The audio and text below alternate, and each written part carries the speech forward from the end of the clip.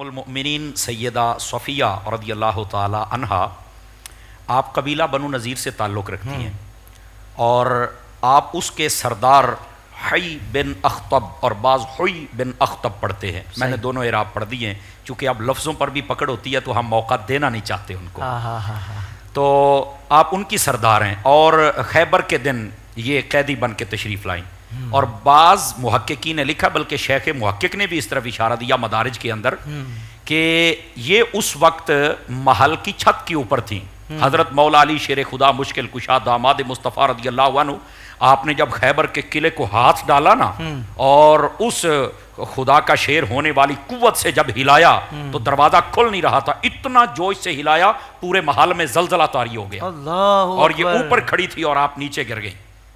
آپ کو چوٹ لگ گئی وہاں پر تھوڑی سی، لیکن بعد میں جب وہ سارے کے سارے معاملہ ہو گیا، یہ قیدی بن گئے، بہت سارے ان کا مال آ گیا، نبی پاک صلی اللہ علیہ وسلم نے تقسیم فرمانا شروع کر دیا. تو ان کی 17 سال عمر تھی، ابھی تھوڑے دن ہوئے تھے شادی کو، اور جیسے دلہن نیا لباس پہنتی ہے نا ابتدائی دنوں میں، وہ لباس عروسی میں ہی تھی ابھی. اللہ اکبر. اچھا، جب نبی پاک علیہ السلام نے ان کو تقسیم فرمانا چاہا تو آقا کریم علیہ السلام نے ان کو حضرت دحیہ کلبی رضی اللہ عنہ آپ کے حوالے کر دیا، یعنی جب تقسیم کاری فرما رہے تھے تو ان کو عطا کر دیا. اب جب ان کو عطا کر دیا تو یہاں پر ایک بڑی خاص بات ہے، یہ صرف اور صرف قبیلہ بنو نذیر کا تعلق نہیں تھا، ان کا ایک بیک گراؤنڈ اور بھی بہت زیادہ تھا کہ یہ حضرت ہارون علیہ السلام کی نسل پاک میں سے تھی. اللہ اکبر. واہ واہ. حضرت ہارون علیہ السلام کی نسل پاک میں سے تھی. تو جب آپ کو عطا کیا گیا تو صحابہ کرام اکٹھے ہوئے تو کہا ایک تو یہ سردار کی بیٹی ہے اور دوسرا یہ حضرت ہارون علیہ السلام کی نسل پاک میں سے ہے، تو جچتا یہ ہے کہ یہ حضور کے پاس تشریف لے کے جائیں. تو حضرت دحیہ کلبی رضی اللہ عنہ آپ کو بھی کہا گیا تو کہا میں بھی راضی ہوں. حضور اکرم صلی اللہ علیہ وسلم، ایک روایت ہے کہ آپ نے جب ان سے لیا نا حضرت صفیہ رضی اللہ عنہا کو، تو ان کی چچا کی بیٹی دحیہ کلبی کو دی. ایک میں ہے کہ 7 خادمہ دے کر ایک حضرت صفیہ کو لیا تھا. سبحان اللہ. اور لیتے ہی نبی پاک صلی اللہ علیہ وسلم نے انہوں نے کلمہ پڑھ لیا، حضور اکرم صلی اللہ علیہ وسلم نے یوں نوازا کہ آپ نے ان سے نکاح فرما لیا. سبحان اللہ. اچھا، صحابہ کرام علیہم رضوان کو یہ نہیں پتا تھا کہ ام المومنین کی صف میں یہ داخل ہوگی یا نہیں ہو گئی. تو صحابہ کرام آپس میں پوچھنے لگے ہمیں کیسے پتا چلے؟ تو ایک صحابی نے بڑی خوبصورت بات کہی، انہوں نے کہا اگر حضور ان کو پردہ کروائیں گے تو سمجھ لیں کہ یہ نبی پاک کے حرم میں داخل ہو چکی ہیں. نبی پاک صلی اللہ علیہ وسلم نے ان کو پردے کا حکم دیا تو سبھی سمجھ گئے بھی حضور نے نکاح فرمایا. راستے کے اندر ہی نبی پاک نے نکاح فرمایا، راستے کے اندر ہی ولیمہ ہوا، اور راستے کے اندر ہی نبی پاک صلی اللہ علیہ وسلم نے ان کے فضائل اور مناقب بھی لوگوں کے سامنے بیان فرمایا. انہوں نے آقا کریم علیہ السلام سے وہ محبت فرمائی کہ سن کے بندے کے رونگٹے کھڑے ہو جاتے ہیں، اور آقا کریم علیہ السلام نے وہ محبت فرمائی کہ بندہ سبحان اللہ کہے بغیر رہ نہیں سکتا. آپ اندازہ فرمائیں کہ جب آقا کریم علیہ السلام ان کے قریب تشریف لے کے گئے نا تو ان کے چہرے کے اوپر ایک جیسے پرانے زمانے میں کوئی چوٹ لگی ہو تو نشان ہوتا ہے نا، وہ نشان تھا زخم کا. تو آپ نے فرمایا صفیہ یہ کیا ہے؟ فرمایا میں چھوٹی عمر میں تھی، میں نے خواب دیکھی آسمانوں کا چاند میری گود میں آیا، میرے باپ یا میری ماں دونوں کے لفظ ہیں، اتنی زور سے تھپڑ مارا کہ تو عرب کے بادشاہ کے پاس جانے کی خواہش کرتی ہے. تو کہا مجھے اس وقت تو سمجھ نہیں آئی، مجھے آج پتا چلا کہ عرب کے شہنشاہ آپ ہیں جن کے پاس میں آ گئی. سبحان اللہ. تو کہتی ہیں وہ زخم میرے آج بھی جسم چہرے پر لگا ہوا ہے. تو آقا کریم صلی اللہ علیہ وسلم مسکرائے، میرا خیال مسکرائے یہی ہوں گے کہ آخر زخم ہمارے لیے لے کے آئی ہو تو آپ بھی تو ہمارے پاس ہی گئی ہو نا جی. آئے ہائے.